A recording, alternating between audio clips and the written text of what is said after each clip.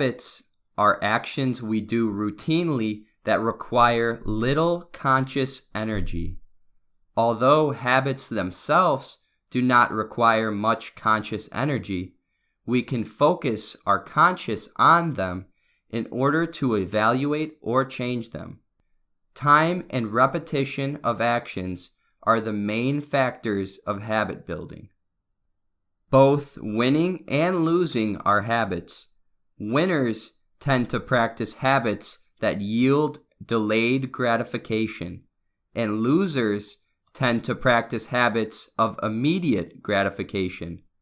Since up to 95% of what we do is habit-based, habits are a huge predictor for success.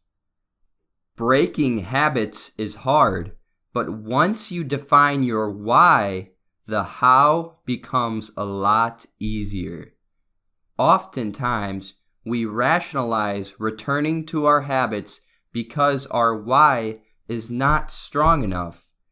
Your why can be a want, or it can be a don't want. Oftentimes, it will be a combination of both. What do you want, and how are your bad habits stalling that progress? What will happen if you keep stalling your progress? What undesirable outcome will manifest? Your why should be based on your personal values. If you are not clear on them, it is time to get clear. What qualities and traits do you consider desirable? What values do people you admire exhibit? Instead of focusing so much on the how, you should focus on your why. That means focusing on what kind of person you want to become instead of what do you need to do. When focusing on what kind of person you need to become, the how is evident and comes naturally. After doing some soul searching, it is time to apply some techniques to remove bad habits. The first step is identifying what triggers a particular bad habit. Triggers are anything that prompts a bad habit. The next step is to remove these triggers. Lastly, most people do best when they ease into change. Try one habit at a time and see how it goes after a few weeks. Diving headfirst can be discouraging.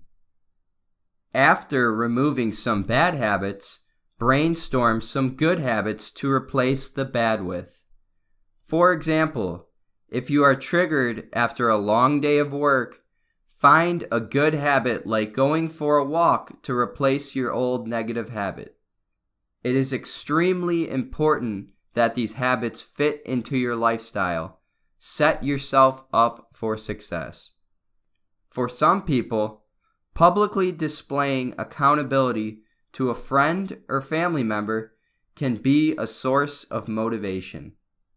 Finally, after kicking a bad habit and replacing it with a good one, take some time to reward yourself. Find a way that isn't related to old bad habits to pat yourself on the back. Go get some ice cream. Purchase that little device you have been eyeing. Anything that isn't detrimental to the progress you have made.